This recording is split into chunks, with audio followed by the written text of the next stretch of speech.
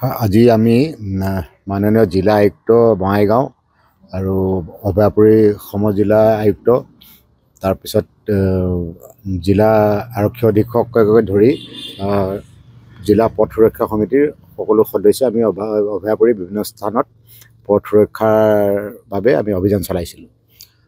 তাৰে বৈতামাৰীৰ পৰা আৰম্ভ কৰি যথেষ্ট ঠাইত আমি সুৰাসহ কিছু সামগ্ৰী জব্দ কৰিছোঁ। তাৰ পাছত শেষত আমি এখন শালমৰাৰ ৰাইনো বাংকাৰ ৰেস্তোৰাঁ তাত আমি অভিযান চলাইছিলোঁ।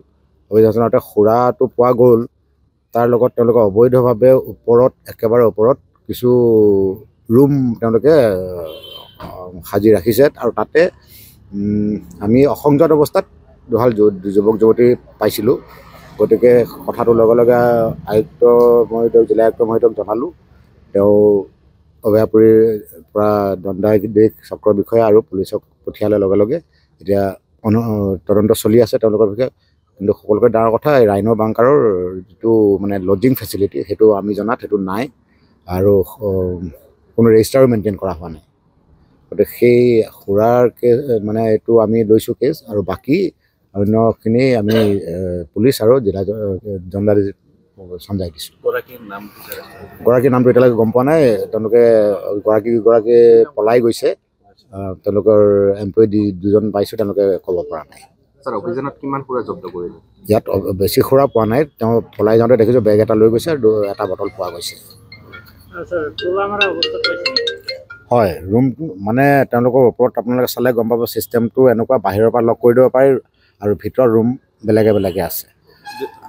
তেওঁলোকে আমি মাত দিয়াৰ পিছতো তেওঁলোকে তলত কৈ আছে যে ওপৰত কোনো নাই। তাৰপিছত আমি ঢকিয়াঢকি কৰাৰ পিছত দৰাৰ খুলি দিয়া নাই। আমি সুৰা বিচৰাৰ নামত আমাৰ এগৰাকী খিৰিকীৰে সোমাই, তাৰপিছত দেখা পাইছোঁ ভিতৰত ৰুম বহুত আছে আৰু এইকেইটা লক কৰা আছে।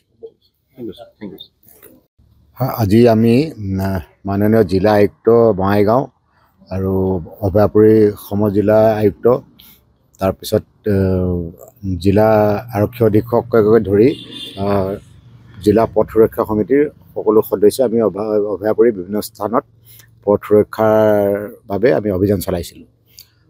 তাৰে বৈতামাৰীৰ পৰা আৰম্ভ কৰি যথেষ্ট ঠাইত আমি সুৰাসহ কিছু সামগ্ৰী জব্দ কৰিছোঁ।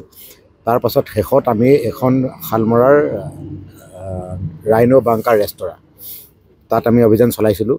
অভিযান চলাওঁতে সুৰাটো পোৱা গ'ল, তাৰ লগত তেওঁলোকে অবৈধভাৱে একেবাৰে ওপৰত কিছু ৰুম তেওঁলোকে সাজি ৰাখিছে আৰু তাতে আমি অসংযত অৱস্থাত দুহাল যুৱক যুৱতী পাইছিলোঁ।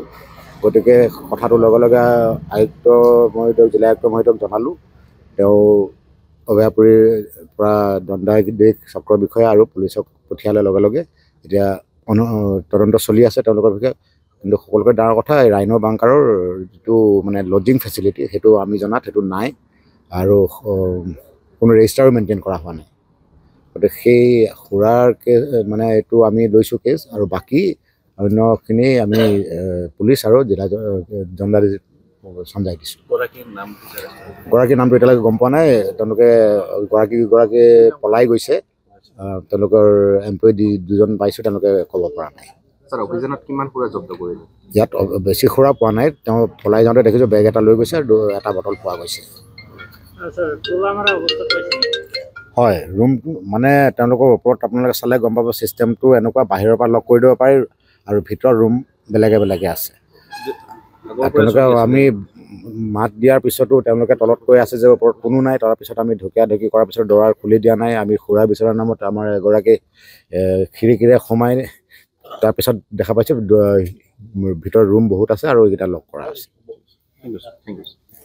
যিকোনো খবৰৰ বাবে যোগাযোগ কৰক 7099017330 লগতে 7099017110 নম্বৰত।